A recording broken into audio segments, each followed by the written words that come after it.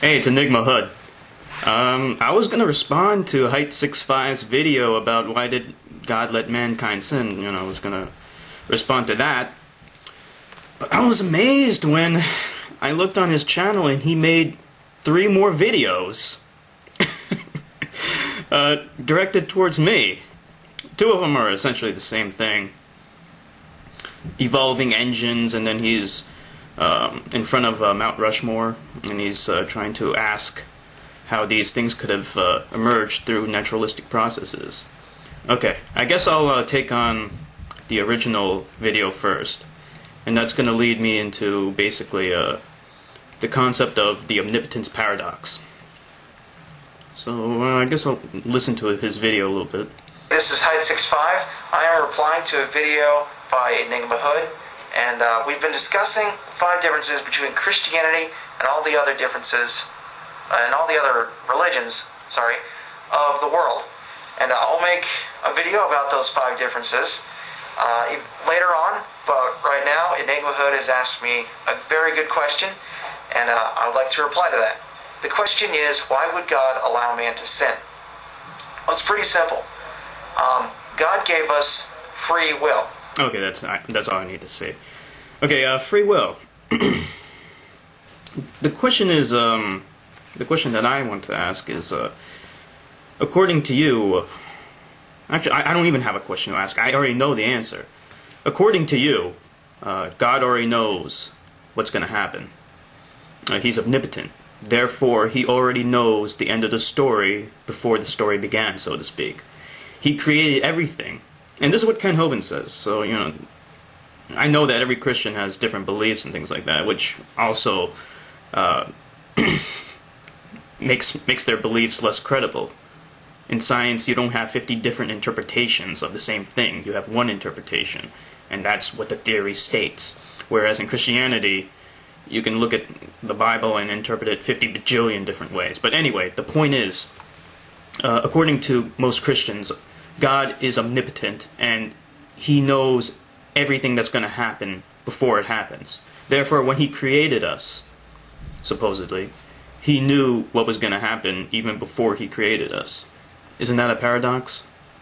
Giving us free will. Apparently, we don't have free will, according to Christianity, because everything's been encoded. Everything has been coded at the beginning. When God coded everything, he coded us to do these things that way. It just feels like we have free will. And in fact, scientifically speaking, we don't really know if we have free will or not.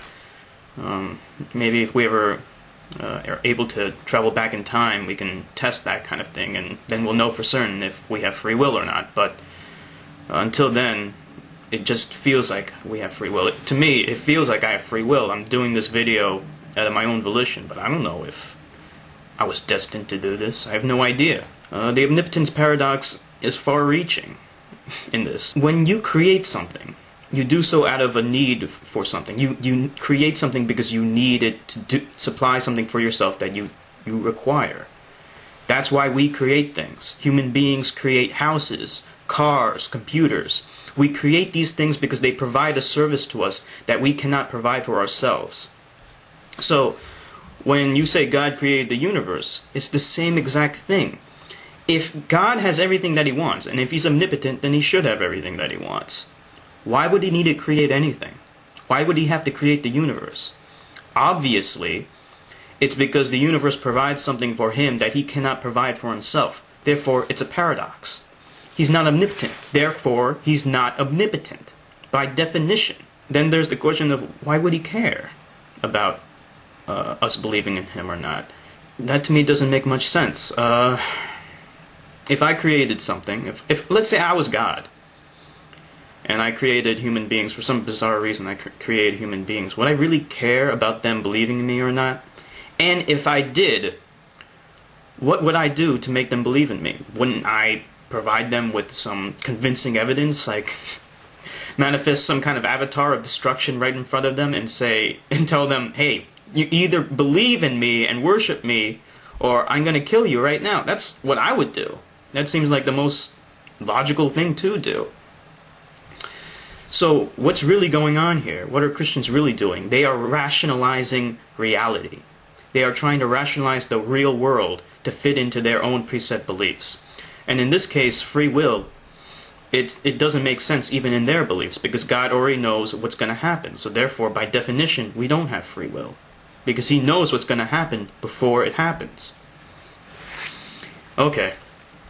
You know, I was going to go into more about the omnipotence paradox, but since he made 3 videos, I might as well address them right now. Hey, this is HEIGHTSIXFIVE, and I am at Mount Rushmore. And I have a question for all you atheists out there. Like me? And by the way, you know, we look at... just because you accept evolution doesn't make you an atheist. I mean, I'm an atheist. But there are tons of Christians who accept evolution. So, I mean, correlating people who accept evolution with atheists, that's not a correct thing to do, but whatever. Move on. This, right here, and we say, well, I could ask, well, did that slowly evolve over time to look like that? And everyone knows, no, that's not how it happened. Someone got up there and they carved it.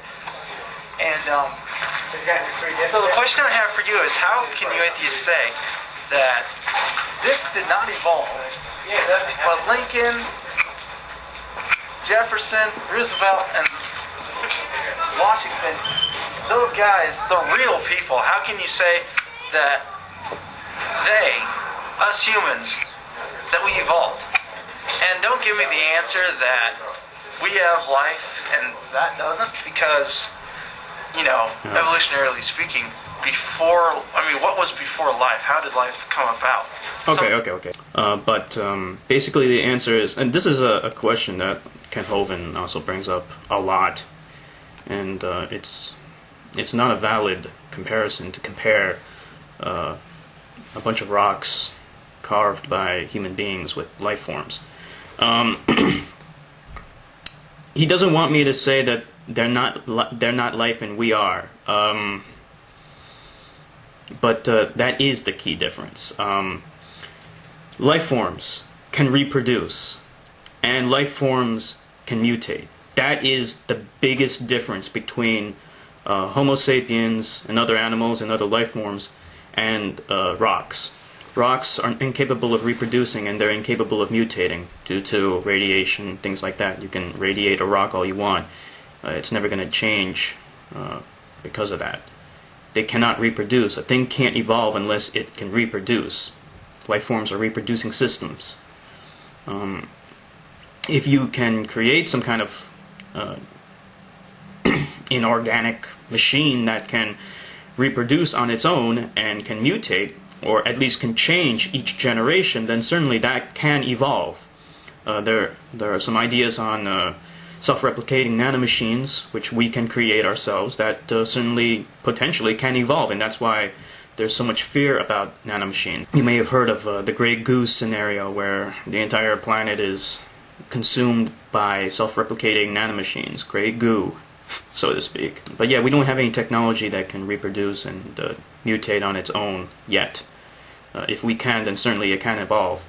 As for Mount Rushmore, we have no naturalistic explanation to explain how it got there except by human means, and also we have prior knowledge on how Mount Rushmore was created, because we created it. If we were to discover an artifact which we had no prior knowledge of how it came into existence, then that would beg the question of where did it come from.